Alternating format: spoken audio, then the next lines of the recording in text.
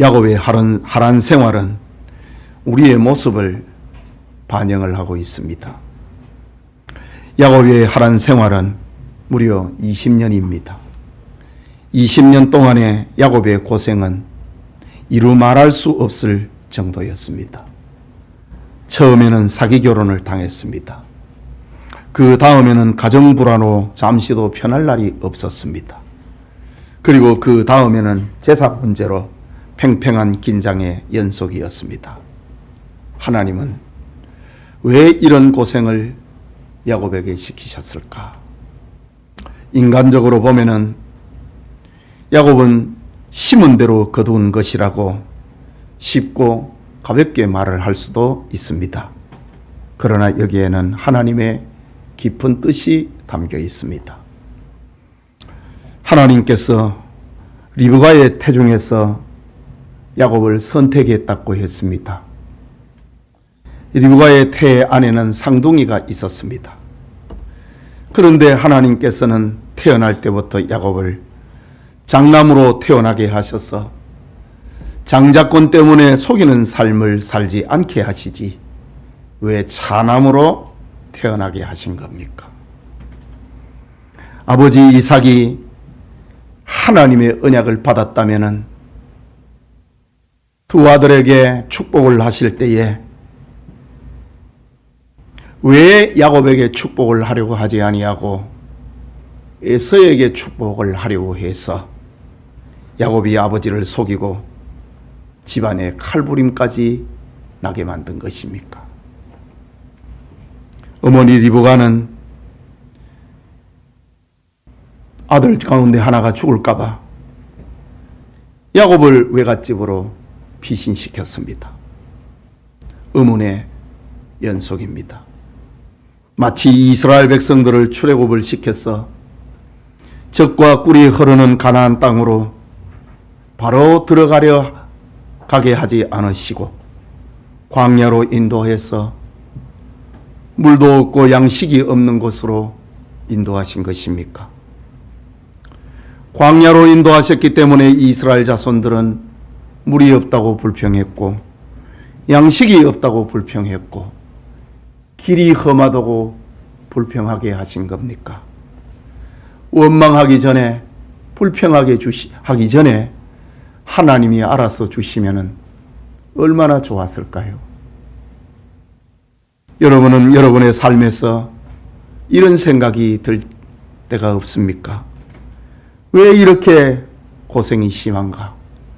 차라리 탁 죽어서 천국에 갔으면 좋겠다 라고 말할 때가 있습니다. 그럼에도 고생할 것 다 하게 하시는 이유가 무엇입니까? 이런 질문에 대한 대답은 신명기 8장 2절에서 3절에 나옵니다. 내 하나님 여호와께서 이 40년 동안에 네게 광야길을 걷게 하신 것을 기억하라. 이는 너를 낮추시며 너를 시험하사 네 마음이 어떠한지 그 명령을 지키는지 지키지 않는지 알려 하심이라. 너를 낮추시며 너를 줄이게 하시며 또 너도 알지 못하며 네 조상들도 알지 못하던 만나를 네게 먹이신 것은 사람이 떡으로만 사는 것이 아니요 여호와의 입에서 나오는 모든 말씀으로 사는 줄을 네게 알게 하려 하심이니라. 이것이 하나님의 대답입니다. 이것이 여러분을 고생하게 하시는 하나님의 대답입니다. 사람이 자기 힘으로 살아가는 것이 아니고 하나님의 입에서 나오는 말씀으로 살아가는 것을 알게 하시려고 우리로 하여금 광야 같은 세상, 야곱의 하란 같은 생활을 우리에게 하게 하시는 겁니다. 여러분, 세상 사람들은 떡으로 삽니다. 돈으로 삽니다. 명예로 삽니다. 밥으로 삽니다. 밥이 모자랄 때는 어떻게 배부르게 먹을 것인가? 그것을 문제로 삼고 배가 부르면 어떻게 더 맛있게 먹을 수 있을까? 그것을 고민하고 사는 것이 이 세상 사람들입니다. 그러나 하나님의 백성은 떡으로 사는 것이 아닙니다. 명예와 돈으로 사는 것이 아닙니다. 그렇게 사는 것이 아니라는 것을 알게 하시려고 사람이 무엇으로 사는가 그것을 알게 하시려고 성도의 삶은 야곱의 하란 생활처럼 때로는 괴롭고 힘든 것입니다. 이 시간 야곱의 하란 생활이라고 하는 제목으로 창세기 강해 계속하고자 합니다. 모든 성도님들에게 하나님의 은혜가 임하기를 축복합니다. 먼저 야곱과 라반의 갈등입니다. 야곱의 하란 생활입니다. 야곱과 라반의 갈등입니다. 모든 인간의 내면 깊은 곳에는 자기 중심의 본성이 토양처럼 깔려 있습니다. 이것이 때로는 이기적이게 하고 탐욕적이게 만들고 교활하게 만들고 거짓과 위선적이게 만듭니다. 성경의 인물 중에 야곱은 인간 내면의 상태를 가장 적나라하게 묘사하고 있는 사람 가운데 표본입니다. 야곱은 사랑하는 아내 라헬이 아들을 낳자 장인 라반을 찾아갑니다. 그리고 14년 만에 자기 속마음을 털어놓습니다. 25절과 26절이지요. 라헬이 요셉을 낳았을 때에 야곱이 지금 장가든 지 7년 만에 요셉을 낳았다고 합니다. 라반의 집에서 머슴살이 한 지는 지금 14년이 됐습니다. 라헬이 요셉을 낳았을 때에 야곱이 라반에게 이르되 나를 보내어 내 고향 나의 땅으로 가게 하시되 내가 외삼촌에게서 일하고 얻은 처자를 내게 주시어 나로 가게 하소서. 내가 외삼촌에게 한 일은 외삼촌이 아시나이다 라고 합니다. 이 말에는 야곱이 14년 동안 아무런 보수도 받지 못하고 일을 했다고 하는 섭섭함이 담겨 있습니다. 이제 처자식을 데리고 내 고향 내 아버지의 집으로 가게 해 주십시오 라고 14년이 되었을 때에 이렇게 말을 합니다. 하지만 욕심 많은 라반은 야곱을 놓지 않습니다. 왜냐하면 야곱은 지난 14년 동안 훌륭하게 일을 했을 뿐만이 아니라 야곱이 떠나면은 함께 떠나게 될 자기의 딸들과 외손자들 때문에 보내고 싶지 않은 것입니다. 라반은 불안했습니다. 본문 27절에서 28절에 라반이 그에게 이르되 여호와께서 너로 말미암아 내게 복을 주신 줄을 내가 깨달았노니 네가 나를 사랑스럽게 여기거든 그대로 있으라 여기 살아라. 또 이르되 네 품삯을 정하라 내가 그것을 네게 주리라 라고 합니다. 야곱을 떠나보내야 될 상황이 닥치자 라반은 또 다른 사실을 깨달았습니다. 야곱은 하나님의 복을 가져오는 사람이었다 라는 겁니다. 라반은 자신이 부자가 된 이유를 생각을 해보니까 야곱이 있는 곳에는 하나님이 복을 주셨다는 사실을 깨달았습니다. 이것이 세상에 존재하는 성도의 가치입니다. 여러분들도 이런 말을 듣게 되기를 바랍니다. 시댁에서, 처가에서, 직장에서 나로 인하여서 복을 받았다. 당신은 복을 가져오는 사람이다. 하나님이 함께하는 사람이다. 이런 소리를 들을 수 있기를 바랍니다. 야곱은 온갖 연약이 실수가 많아도 그래도 라반으로부터 너는 하나님의 복을 가져오는 사람이다. 정말 신자가 들어야 할 말은 야곱은 들었습니다. 라반이 야곱을 달랩니다. 네가 나를 사랑스럽게 여기거든 그대로 있으라. 달래는 겁니다. 또 이르되 네 품삯을 정하라. 내가 그것을 주겠다 라고 합니다. 라반은 야곱 한 개인뿐만 아니라 그 배후에 계시는 하나님의 축복을 붙잡아 두고 싶었습니다. 이처럼 성도는 어느 곳에 있든지 이웃들로 하여금 복을 받게 하는 하나님의 축복의 통로가 되어야 되는 것은 분명합니다. 여기 이스라는 라반의 말에 야곱은 외삼촌의 집이 아니라 이제 내 집을 세워야 되겠습니다. 그 본 마음을 말을 합니다. 지금 나이가 들고 있는데 자기 집은 없고 처자식밖에 없습니다.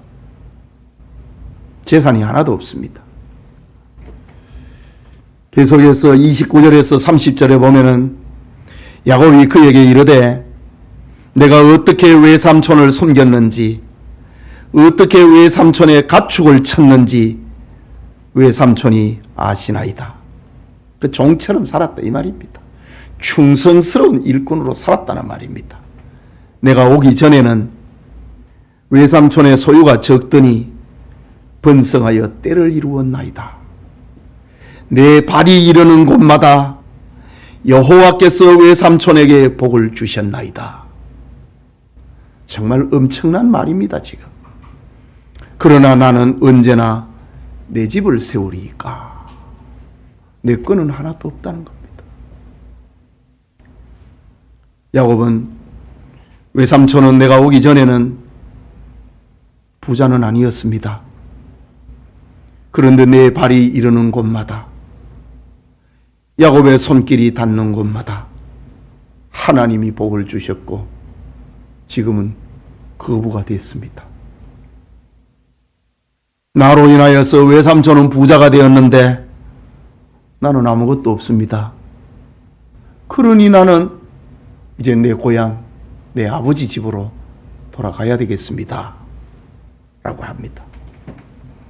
야곱의 이런 섭섭함과 이제는 내 집을 세워야 되겠다고 하는 야곱의 말을 라반은 막을 수도 없고 거절할 수도 없습니다. 그래서 라반은 야곱을 머물게 하려고 그러면 너는 무엇을 원하느냐? 너의 조건이 무엇이냐? 말해봐라. 네가 어떻게 해주면 네가 여기에 있겠느냐? 말하라 라고 합니다. 야곱과 라반 사이에 이제 새로운 경쟁 관계, 갈등 관계가 시작이 됩니다. 야곱과 라반과 야곱은 장인과 사위의 관계이지만은 사실상 속고 속이며 이해관계를 따지는 이 세상 속에 있는 성도의 모습을 반영을 하고 있습니다. 31절에서 32절에 라반이 이르되 내가 무엇으로 네게 주랴? 야곱이 이르되 외삼촌께서 내게 아무것도 주시지 않아도 나를 위하여 이 일을 행하시면 내가 다시 외삼촌의 양떼를 먹이고 지키겠나이다. 이것을 보면은 이런 대답이 이런 조건이 바로 나오는 것을 보면은 야곱은 참 생각을 많이 한 것 같아요. 생각하지 않고 어떻게 이 말을 할 수 있습니까? 외삼촌께서 나에게 뭘 안 해줘도 됩니다. 그러나 이렇게만 해주신다면은 나는 외삼촌의 집에서 양떼와 염소떼를 먹이겠습니다. 그 내용이 이렇습니다. 오늘 내가 외삼촌의 양떼에 두루 다니며 그 양 중에 아롱진 것과 점 있는 것과 검은 것을 가려내며 또 염소 중에 있는 점 있는 것과 아롱진 것을 가려내리니 이 같은 것이 내 품삯이 되리이다. 외삼촌이 나에게 뭐 특별히 안 해줘도 됩니다. 염소와 양떼들 가운데서 점 있는 거, 아롱진 거, 그리고 검은색은 내게 주십시오. 그러면 내가 외삼촌의 집에서 다시 일하겠습니다. 이게 이제 세상의 거래 관계거든요. 라반은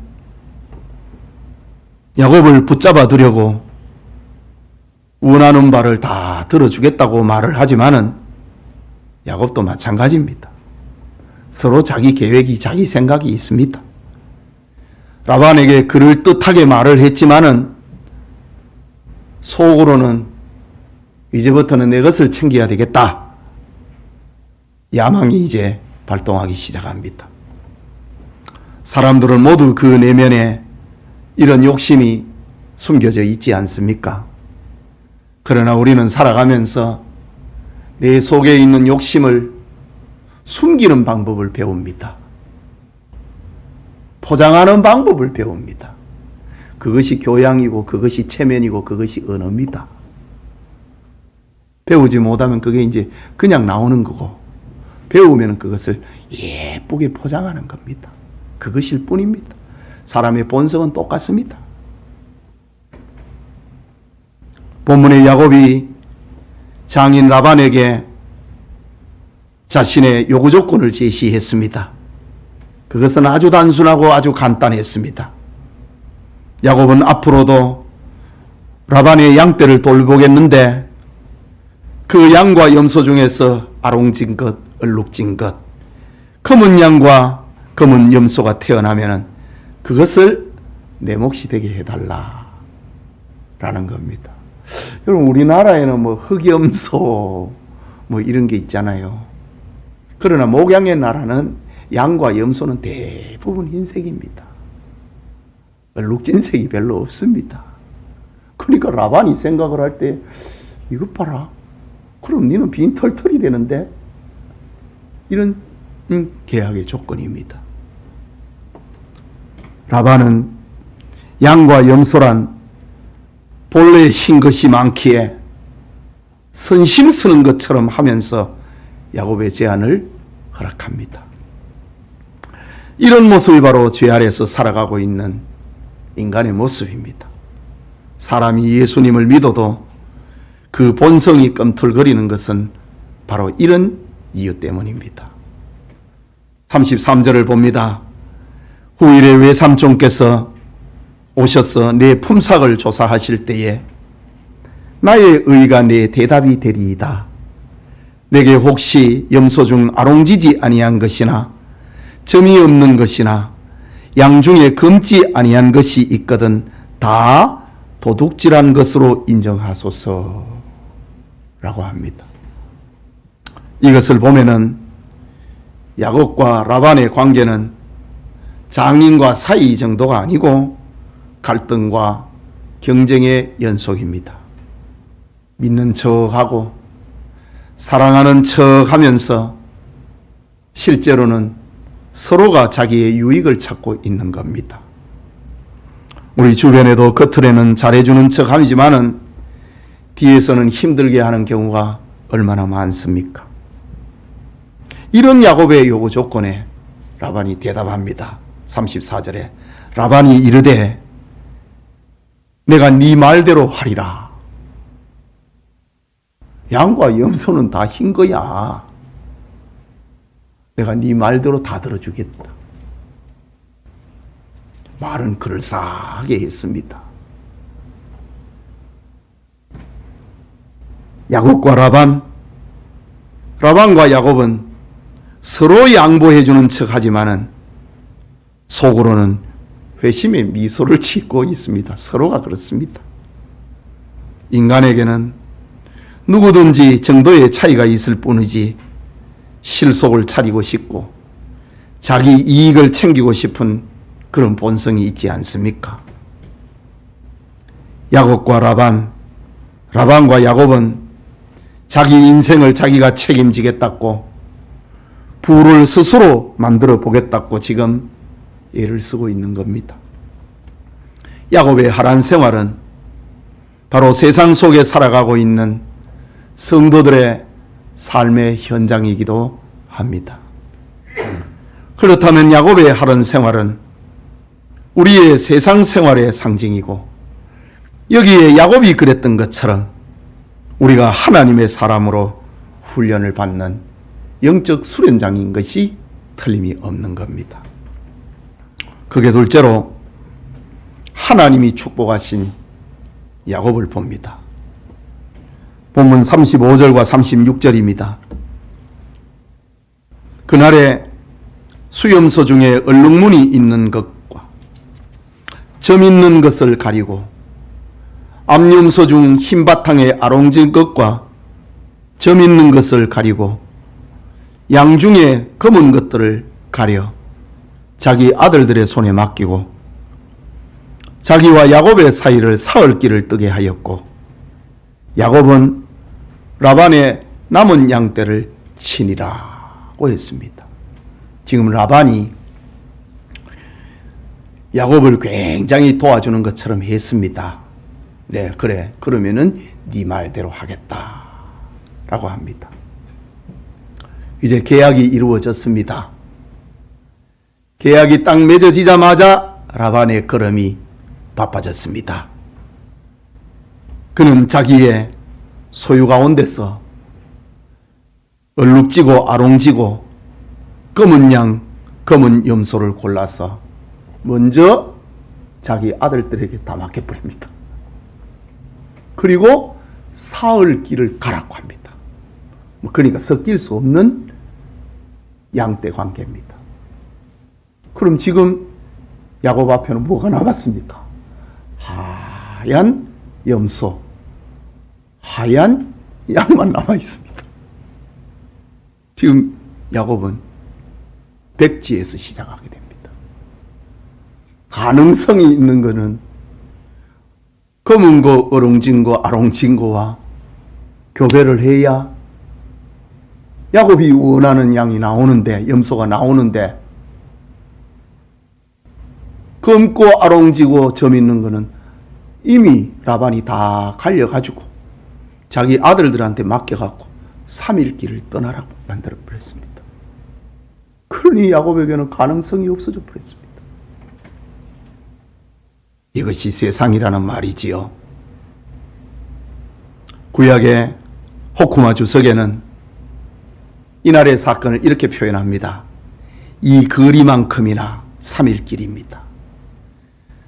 라반은 가까운 혈족 야곱에게 불신과 의혹의 골짜기를 두고 있었다라고 주석을 합니다.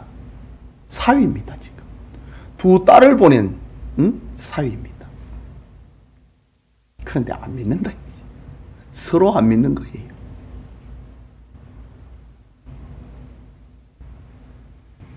라반은 이렇게 계약이 성사되는 즉시 야곱에게 흰 염소와 흰 양만 맡겼습니다. 야곱은 아무것도 없는 것에서 자기 가축을 이제 만들어야 됩니다. 라반의 독특한 욕심은 때로는 우리의 모습일 수도 있습니다. 라반은 말은 그럴듯하게 했습니다. 내가 어떻게 하면은 네가 여기에 머물겠느냐? 네가 나를 사랑하면은 여기에 있어라. 네 조건이 무엇이냐? 요구가 무엇이냐? 내가 다 들어주겠다. 그러면 좀 남겨줘야지. 다 가져가 버렸습니다. 사흘 길을 떨어지게 만들었습니다.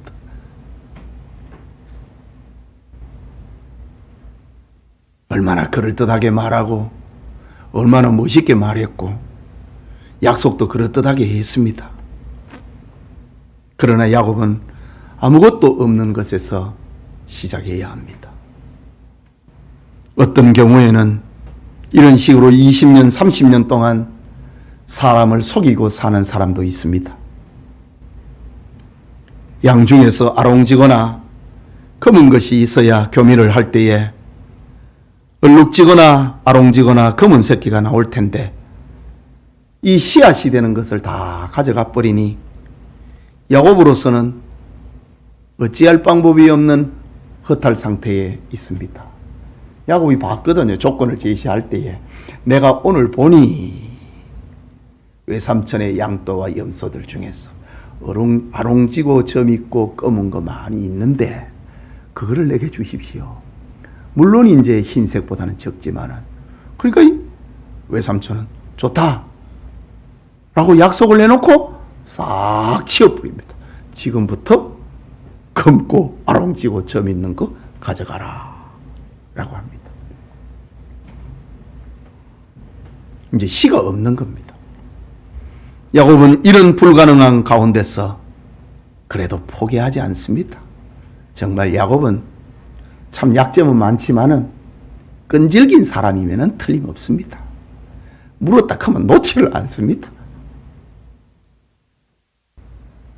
불가능한 상황에서 다시 시작했습니다.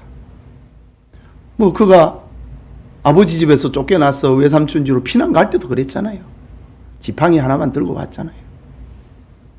그런데 하나님이 축복했잖아요. 야곱의 마음속에는 내가 연약해도, 내가 부족해도 하나님이 날 도와준다. 하나님 나를 축복한다. 베델에서 나에게 그렇게 약속했다. 그래서 내가 외삼촌 집에서 14년을 머무는 동안에 내 발길이, 내 손길이 닿는 곳마다 하나님이 축복했다. 그 믿음이 있으니까 여기서 폭발하지 않지요.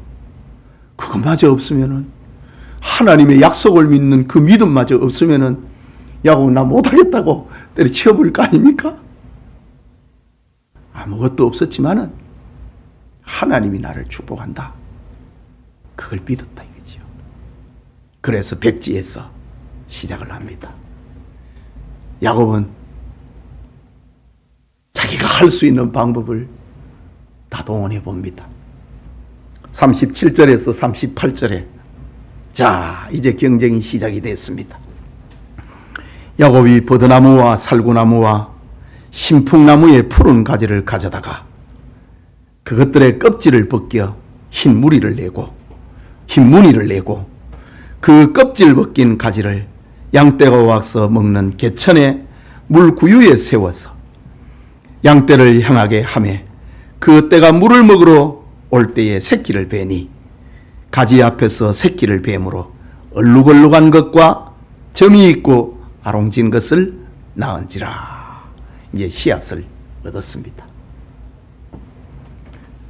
지금 야곱에게 맡겨진 외삼촌의 양과 염소 떼는 온통 흰 것밖에 없었습니다. 하지만 야곱은 온갖 인간의 지혜와 꾀를 동원을 하여서 자기 가축대를, 자기 재산을 만들어 보려고 몸부림합니다. 사람들이 소위 들려주었던 소위 카드라, 이렇게 하면은 얼룩진 양떼, 소떼, 염소떼 나온단다. 온갖 방법을 다 해보는 겁니다. 야곱이 하고 있는 방법, 흰 양과 흰 염소 사이에는 유전학적으로 아롱지고 얼룩지고 검은 양과 염소는 유전적으로 나올 수 없습니다. 하지만 야곱은 불가능에 도전하기 시작합니다. 말도 안 되는 일을 시작한 겁니다. 전혀 비과학적인 일을 시작한 겁니다. 누가 카더라, 그걸 다 해보는 겁니다. 나무 껍질을 벗겨서 양들이 물을 먹는 개울가에 세워서 양들이 쳐다보게 만들고, 양떼들이 그 물을 먹으러 와서 새끼를 베면은 아롱지고 어룽지고 검은 것이 태어난다. 그것을 믿고 그리 하는 겁니다. 그런데 정말 그런 일이 벌어진 겁니다. 이것은 자연의 섭리로 된 게 아닙니다. 하나님의 초자연적 기적으로 된 겁니다. 야곱의 방법이 아니고 하나님이 그렇게 야곱을 하나님 불쌍히 여기고 야곱에게 부를 주십니다. 처음에 야곱은 이건 내가 했다. 그럴 수도 있습니다. 그런데 6년이라고 하는 시간이 지나면은요, 사람들은 어떻게 그게 됩니까? 이거 유전적으로 안 된다는 것을 사람들이 다 이제 자기 경험을 통해서 알려줍니다. 야곱은 이거 내가 한 게 아니구나. 하나님이 하시는 거구나. 그거를 배워나가는 겁니다. 과학적인 안목으로 보면은 동물의 생식 행위를 자극을 하여서 의도한 종자를 얻으려고 하는 야곱의 방법은 전혀 근거가 없습니다. 그러나 하나님께서는 야곱의 이런 비과학적인 행위에도 불구하고 베델의 언약을 기억을 하시고, 네가 큰 소떼와 양떼를 몰고 아버지 집으로 돌아오게 할 것이다. 베델의 언약을 기억을 하시고 그를 축복해 주십니다. 훗날에 야곱은 고백을 합니다. 자신이 많은 양떼와 염소와 소떼를 얻게 된 것은 내가 한 게 아니고 하나님이 해주셨다고 고백합니다. 창세기 31장 7절에서 9절에 이제 20년이 차고 이제 처갓집을 떠나려고 할 때에 먼저 라반의 두 딸, 자기의 두 아내에게 설득을 시켜야 될 거 아닙니까? 두 아내를 불러갖고 이야기를 합니다. 20년이 찼습니다. 그대들의 아버지가 나를 속여 품삯을 10번이나 변경하였느니라. 6년 동안 말이죠. 14년에서 20년까지. 그러나 하나님이 그를 막으사 나를 해치지 못하게 하셨으며 그가 이르기를 점 있는 것이 네 삭시 되리라 하면 온 양떼가 낳은 것이 점 있는 것이요 또 얼룩무늬 있는 것이 네 삭시 되리라 하면은 온 양떼가 낳은 것이 얼룩무늬 있는 것이니 하나님이 이같이 그대들의 아버지의 가축을 빼앗아 내게 주셨느니라. 그게 내가 한 게 아니라 하나님이 했다고 합니다. 창세기 31장 38절에서 42절에는 자기의 아내들과 공모를 해가지고 장인의 성격을 아니까 아이들과 가축들을 다 몰고 인사도 안 하고 도망쳐 버립니다. 3일이 되었을 때에 라반이 군사들을 데리고 추격을 해옵니다. 야곱은 아이들을 데리고 가축들을 데리고 있으니 말을 타고 약대를 타고 추격을 하는 라반을 어떻게 이깁니까? 붙잡혀 버렸습니다. 그때 하는 말입니다. 내가 이 20년을 외삼촌과 함께 하였거니와 외삼촌의 암양들이나 암윤서들이 낙태하지 아니하고 또 외삼촌의 양떼와 순양을 내가 먹지 아니하였으며 물려 찢긴 것은 내가 외삼촌에게로 가져가지 아니하고 낮에 도둑을 맞았든지 밤에 도둑을 맞았든지 외삼촌이 그것을 내 손에서 찾았으므로 내가 스스로 그것을 보충하였으며 외삼촌에게 나 손에 끼친 게 없다 이거죠. 혹시 짐승에게 물렸으면 내가 새 것으로 변상했다 라고 합니다. 내가 이와 같이 낮에는 더위와 밤에는 추위를 무릅쓰고 눈 붙일 겨를도 없이 지냈나이다. 야곱의 20년 머슴살이가 이랬습니다. 내가 외삼촌의 집에 있는 이 20년 동안 외삼촌의 두 딸을 위하여 14년, 외삼촌의 양떼를 위하여 6년을 외삼촌에게 봉사하였거니와 외삼촌께서 내 품삯을 10번이나 바꾸셨으며 우리 아버지의 하나님 아브라함의 하나님 곧 이삭에 경외하는 이가 나와 함께 계시지 아니하셨더라면은 외삼촌께서 이제 나를 빈손으로 돌려보내셨으리다마는 하나님이 내 고난과 내 손의 수고를 보시고 어젯밤에 외삼촌을 책망하셨나이다. 라반은 지금 죽이려고 달려왔어요. 그런데 어젯밤에 하나님이 외삼촌에게, 라반에게 야곱의 손 대지 마라, 가도록 하라 하셨기 때문에 내가 오늘 여기 살아 있습니다. 야곱의 대답입니다. 말하자면 야곱은 자신의 방법으로 부를 일구어 보려고 노력을 했지만은, 처음에는 그게 내가 하는 줄 알았지만은 시간이 지나고 보니까 내 공로와 내 노력으로 부를 일군 것이 아니라 하나님이 다 이렇게 나에게 주셨습니다. 그렇게 고백합니다. 여러분, 이것이 사람이 되어가고 있는 과정입니다. 하나님의 사람이 되어가고 있는 과정입니다. 야곱의 하란 생활은 바로 하나님이 사람이 되는 훈련소였다는 말입니다.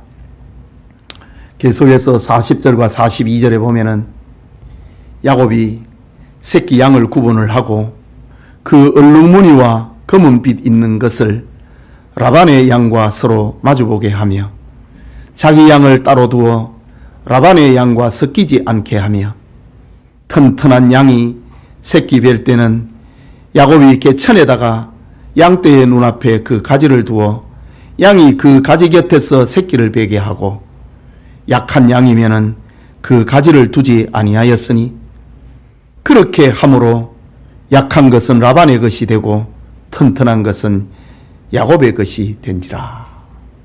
참 하나님이 하고 계시는데도 변하지 않는 야곱의 모습입니다.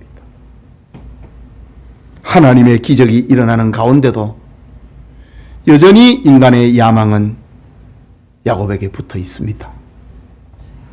우리는 주님 뜻대로 산다고 하면서도 계속해서 자기 이익을 구합니다. 하나님이 하신다고 하면서도 자기가 붙들고 있는 겁니다. 하나님 앞에서 다 내려놓았다고 하면서 자기 손에 아직 들고 있는 겁니다. 지금 야곱의 모습이 그렇습니다. 하나님이 복을 주신다고 하면서도 야곱은 건강한 새끼가 태어날 것 같으면은 그 나무 껍질을 벗겨놓은 것을 갖다가 양 앞에다 놓고, 건강하지 않고 비실비실한 것은 라반의 것이 되게 만들고, 건강한 것은 자기 양떼, 자기 소떼가, 염소떼가 되게 만드는 겁니다. 이것이 야곱의 모습입니다. 43절에 보면은 이에 그 사람이 매우 번창하여 양떼와 노비와 낙타와 나귀가 많았더라. 6년 세월을 결산하고 있는 장면입니다. 매우 번창하여 양떼와 노비와 낙타와 나귀가 많았더라고 합니다. 여러분, 이것이 하나님의 사랑과 하나님의 선택과 하나님의 약속의 결과이지 야곱의 노력 때문에 된 것은 아니라는 말입니다.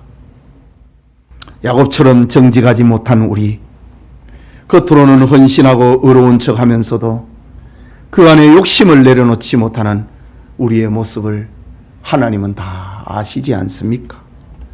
그럼에도 불구하고 하나님은 우리를 포기하지 않습니다. 우리를 버리지 않습니다. 우리에게 속아주십니다. 우리를 불러주시고 복을 주셔서 드디어 야곱을 변화시켜 이스라엘을 만들어 야곱을 이스라엘로 만들어 주시는 것처럼 우리에게도 이런 은혜를 베풀어 주시는 겁니다. 여러분, 여러분의 마음이 맑아서 하나님이 여러분을 사랑하는 것이 아닙니다. 여러분에게 욕심이 없기 때문에 하나님이 선택해 주신 것이 아닙니다. 우리는 하나님의 기적을 보면서도 또다시 실수하는 인간들일 뿐입니다.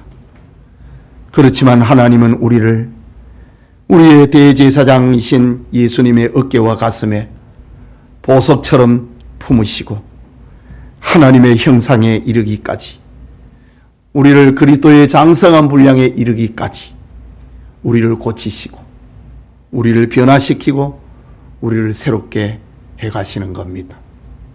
이것이 야곱의 하란 생활을 통해서 나타나고 있는 겁니다. 사랑하는 성도 여러분, 하나님의 자녀된 성도는 가야 할 길과 돌아갈 본향이 있습니다. 그럼에도 우리는 곧장 그것으로 가려고 하지 않습니다. 땅에서 태어나서 땅을 붙들고 있습니다. 안 죽으려고 얼마나 애를 씁니까?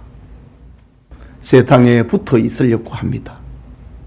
그러면서 하나님께 푸념을 늘어놓습니다. 우리를 구원하셨으면 천국으로 데려가시지 왜 이 세상에 살게 하셨어? 우리로 하여금 실직의 고통, 이혼의 아픔, 이별의 슬픔, 회사를 옮기고 실연의 고통, 재정적인 어려움, 때로는 파산, 때로는 망신, 때로는 비난, 때로는 위축을 당하고, 때로는 쇠약해지고, 때로는 교통사고를 하기도 하고, 갑작스러운 죽음과 시험에서의 낙박, 핍박, 자녀들의 일탈, 이런 5만 가지의 일을 다 겪게 하시는가? 여러분, 하나님은 불택자의 상징인 에서를 하란에 보내갖고 고생하게 하지 않았습니다. 나중에 야곱이 집으로 돌아오는 길에 에서가 군대를 거느리고 야곱을 맞이하기 위해서 마중을 나옵니다. 야곱은 얼마나 겁이 나갔던지, 앞서 보낸 양떼와 소떼가 에서의 칼을 맞으면 다음 때는 도망가야지, 자식까지도 나눠가지고 분류를 합니다. 그러면서 에서에게는 선물을 보냅니다. 양떼와 염소와 나귀와 약대를 선물로 보냅니다. 그때 에서가 말을 합니다. 하나님이 어제 나를 만나 주셨다. 그러면서 야곱에게 에서가 말을 합니다. 창세기 33장 9절에 에서가 이르되 내 동생아, 내게 있는 것이 족하니 네 소유는 네게 두라 라고 합니다.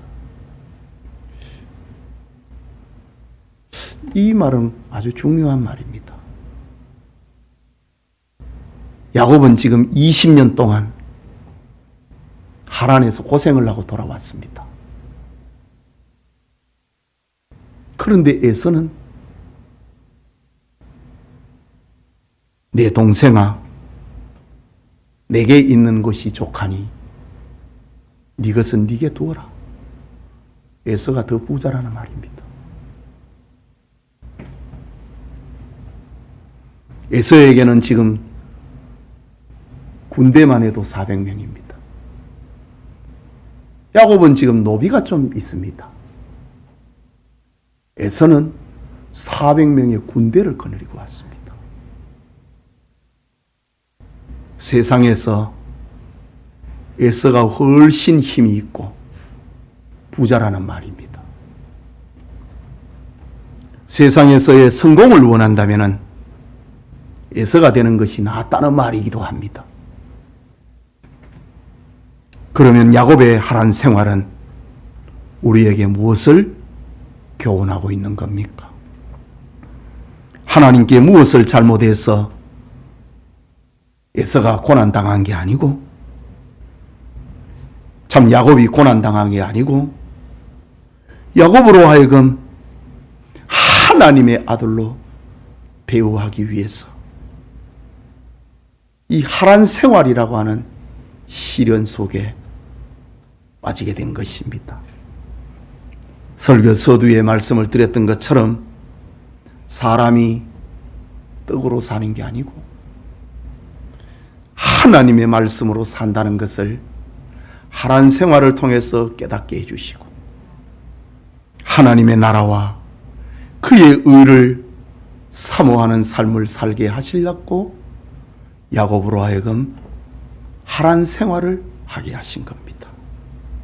이런 사실을 깨달을 때에 야곱이 그랬던 것처럼 우리도 여러 가지 시련을 도리어 감사하게 되는 겁니다. 이것을 야곱이라고 하는 개인의 삶을 통해서 우리에게 주시는 메시지입니다. 야곱이 하나님의 선택과 사랑을 받았지만은 여전히 자기가 주인이고 자기가 왕입니다. 이런 야곱을 꺾으시는 것이 그 장소가 하란입니다. 하란 생활의 마감은 야복 강가에서 일어납니다. 거기서 야곱은 천사와 씨름합니다. 그리고 하란 생활을 청산합니다.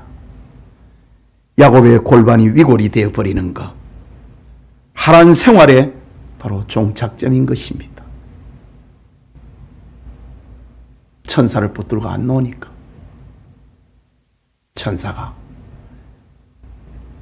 야곱의 골반을 쳐버립니다. 그래서 쩔뚝쩔뚝거립니다. 얼마나 항복을 안 했으면 하나님에게 되어드는 야곱의 모습입니까?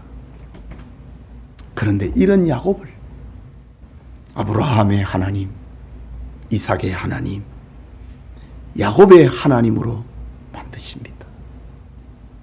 야곱의 하나님이다. 하나님은 그렇게 불림받기 위해서 야곱을 하란이라고 하는 불구덩이에서 20년 동안 살게 하십니다. 히브리서 11장에 나오는 말씀처럼 저들을 위하여 한 성을 예비하셨느니라. 그들의 하나님이래 일컬음 받음을 부끄러워하지 아니하시고 그들을 위하여 한 성을 예비하셨느니라 라고 합니다. 이런 야곱의 하나님이다 라는 것을 하나님은 부끄러워하지 아니하십니다. 우리 성도님들에게 야곱의 하란 생활을 통하여서 하나님의 뜻을 깨닫는 그런 은혜가 있기를 소원합니다. 여러분의 아픔, 여러분의 눈물이 무엇입니까? 야곱의 하란 생활을 통하여서 하나님의 뜻을 깨달을 수 있기를 소원합니다. 기도합시다. 말씀을 생각하고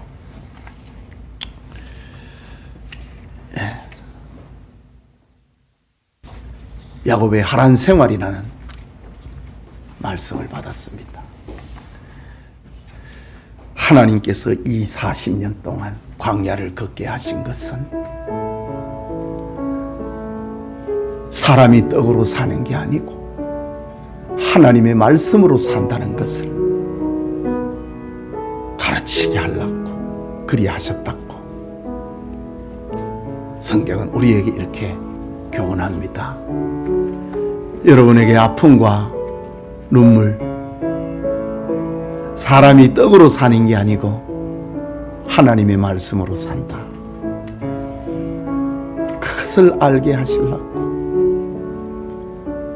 하나님의 말씀을 지키는지 안 지키는지 알게 하시려고 하나님은 여러분으로 하여금 고난의 풀무 속에 머물게 하시고 계신다. 말씀을 생각하고 기도합시다.